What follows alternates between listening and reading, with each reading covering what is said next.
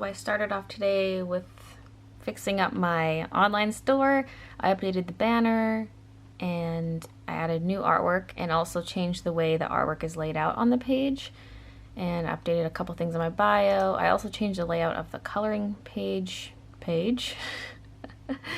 just so everything is tiled so you can actually see the full images instead of just being little square preview images. And yeah, I just think you can see the pages better. And for the shop, I added these little banners, and I'm going to add more over time. Like once my coloring pages are done, I'm going to have a banner linking to where you can download that. And same thing when my book is out, I'll have a banner leading to that. And you can just click on the banner and it'll take you to that shop. So it's really nice having one landing page, just bayleej.com/shop, and all my shops are there in one place. So I really like having that.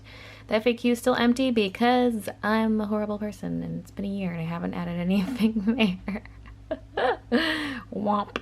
Well, well, well, look what the cat dragged in. Woo! I'm excited. I already took it out of the box. This is what it looks like. It's smaller than I thought, but that's actually really handy because it won't take up too much space. If you don't know what it is, it's basically a little control board for when you're streaming, and different buttons can do different functions. Like you can send out a tweet with the click of a button. You can bring up different stream functions, like all kinds of stuff. It's so versatile with what it can do. You can even create folders so that you can have more buttons than just this. Like if you push a button, it'll bring up like a whole new set of buttons, that kind of thing. And I'm excited to test this out. I think I'm gonna try setting it up today. And yeah, so hype. This is what the box looked like. It just came with a little quick start guide, this little booklet, and then that's what it looked like. It just plugs right into your computer. The stand is interesting because you can have different heights, and then you can fold down the big one and use these shorter stands if you want it to be even lower. So that's really cool. I'm so excited I got it earlier than what Amazon said because I pre-ordered it and it's been out for a couple days now, so yay, I got it. Okay, I was just packing this up when that was delivered. What is this? Right, it's the contact paper. It's literally just this, and they put it in this gigantic box. Kiki doesn't mind though. She's like, oh, what is this? What is this? Mika, come see the box. Oh, come see the box. So much fun. Also, I'm so excited, man. I'm just leveling up everything. Leveling up my Twitch, trying to level up my YouTube game. Ooh, okay. Ooh, so much to do. Ooh. Also, we're gonna open up this, the Pusheen box. I still have to work out and shower. Like, I knew to hurry up. Oh my gosh. Okay. Little cutlery set. Oh my. Oh, you can probably pull these off and put them on any set of cutlery, I would imagine. But these seem nice. They're pretty thick. They're not as flimsy as your usable plastic utensils. Ah! There's a shirt.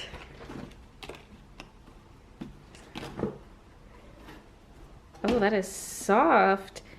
It's t-shirt with an all-over print. Yes, because I have two t-shirts that have Pusheens on them. I mean, one was from the box and one was like a freebie separate from the box. But it's nice to have something a little different here. I mean, I do have a sweater with an all-over pattern, but still, this is different. Got birthday Pusheen on it. So hype. Wireless speaker.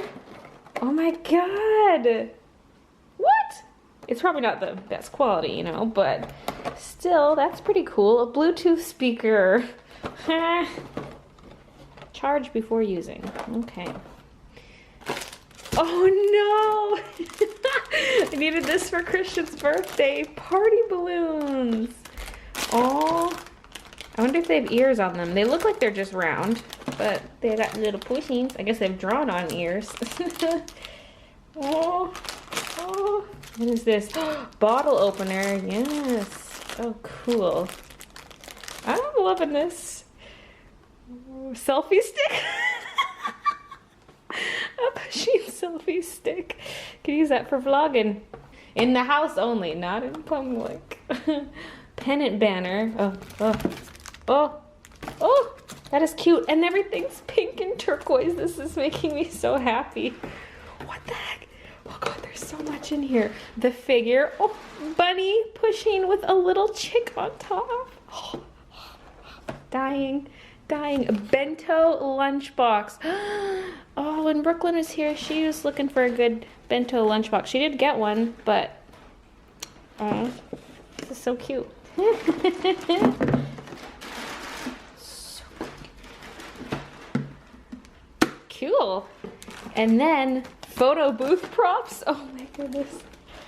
Oh, I guess you could also just hang these on your wall if you want to. Oh, it comes with sticks too. Stick them on the stick and pose for stuff. Ah, that was great. That was fantastic. So many great goodies. I know what I'm wearing today. This is just too much hype. Between the Stream Deck, the contact paper, and the Pusheen box. I'm gonna channel that energy into today's workout. Woo! This shirt is massive, especially in the sleeves. I might use it mainly as a pajama shirt because it's really big. It's a unisex medium, just like my other Pusheen shirts, but it's just a different cut, I think.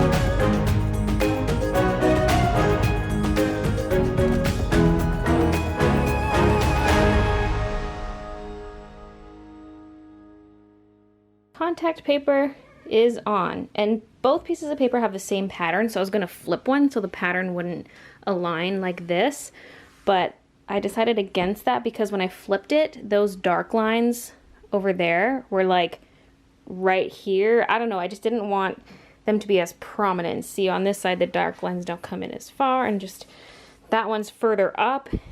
So yeah, that's why I did it that way. I just didn't want like a big black line coming in through here. So yeah, but I think it's fine because I usually don't even film this far up. My Copic case is gonna come to about here, and so you probably won't even see that in 99% of my videos. But I did it from edge to edge, just because you never know what kind of an angle a camera's gonna have. And I did use the 2 sheets, and I trimmed the one before sticking it down, the second piece. It actually comes to right here. This is where the seam is, and you can't really tell. Like, you can tell once I pointed out that this is different from this, but when you look at it from afar, it just blends right in. Like, this almost looks like that's where the seam is, but it's right here. And I made sure the side I cut was on the inside so that I maintained the really straight edge on the side of the desk. Woohoo! It's so nice. It's vinyl. There's actually a hole right here in my desk, just like I have over here. That's for my cords and stuff. I have another hole on this corner, but I don't use it, and I was gonna cut out the hole. Then I was like, wait, why? Why don't I just leave the contact paper covering the hole, because I don't use the hole. And if I ever do need it someday, I can cut it out. And then these plastic bits make it finish off really nicely. Look at that, look at that. I mean, my final edge over here is not very nice because I was trying to cut it over here, but no one's really gonna see that. Now I'm just hoping I can keep it clean. If I'm doing something messy, I should lay down other paper to preserve this because this is pretty. My main reason for doing this is so that the background for when I film is lighter. I've used various pieces of paper and whatnot in the past, and it's really annoying how everything slides around or having to switch out backgrounds. Like I've used corkboard before, but I hate how it's raised. And so I was just gonna paint the surface of my desk, and then you guys were like, oh, do contact paper. And I was like, what's that? So I'm super happy with this. And I mean, if it does get destroyed, I could put down new paper. The dark desk surface interferes with how the camera picks everything up, and it's really annoying. That's why I like having something that's more of a mid-tone and even on the slightly lighter side, because it looks better in videos. So, I'm so happy. The finish is slightly satin, so it does reflect the light, but not much, because if it was glossy, it'd be way too reflective. So I'm glad it has this type of surface. And just think how pretty that would be for like an Instagram picture. Look at this background I have. Oh my god. Although, let's be honest, it's probably going to be covered in art supplies and markers 99% of the time. But if I push them aside, I can take a nice Instagram picture. Oh, baby. Oh, this is nice. These are just the default buttons. I need to figure out how to set stuff. I'm going to write out some functions I want it to do, and then I'm going to look through the software and see what other types of functions it can do. Right now I'm making a folder with emotes, and so if I click one, it'll show the emote in chat. So what I do is I go over underneath the Twitch and I go to chat message, and I can just drag and drop that wherever I want. I'm just going to drag in a bunch because I'm going to be filling all of these. Oops, I missed one. My camera was blocking my view. Chat message, chat message. And then I can click on one and say what the message is going to be. I can add a title to the button, but I'm not adding any titles because I'm just doing images. So for example, this one could be Baylee. So that's the text that'll show up in chat, but that's actually one of my emotes, so it'll show up as an image. And then here I'm going to say set from file, and I can select that emote. So the yaha, and then it shows up over here as well in the buttons. This is just so cool. I love how it lights up, because like I know you can just buy keyboards, like you can get a second keyboard and just map certain functions to certain keys, but this is just like a really cool version of that, I guess. So when I click one of these buttons, that will appear immediately in chat. So let's see if I can hold this up. So let's say I press Bay Hype, it shows up right away. Bay Rip. Yeah. Oh, that one's not going to work because that one's not approved yet. Yeah, that's pretty cool. And this is just a folder. This is my home screen. So I have one that's chat messages. So I can hit caps and it'll say, please do not post in all caps. So I have a few. I don't know what kind of messages I want. There's one that says not to spam the same message over and over again. Then there's one in case my stream crashes. I can quickly press it and it'll say, this stream crashed. Blah, blah, you know. So that's what I have for messages. That's this button I can delete, I guess. But yeah, I'm working on the emotes folder right now. I'm not going to be able to fit all of them, so I'm probably going to throw a few of the remaining ones in my chat messages folder. This one will bring up my Twitch dash if I press it. I've got volume up, volume down, and mute. And the rest of them are default buttons that I haven't set yet. Not only can you choose your own images to be the little icons for the buttons, but if you right click and say create new icon, it opens up this window and you can click on stuff. Like let's say I want a purple background, I can click purple background.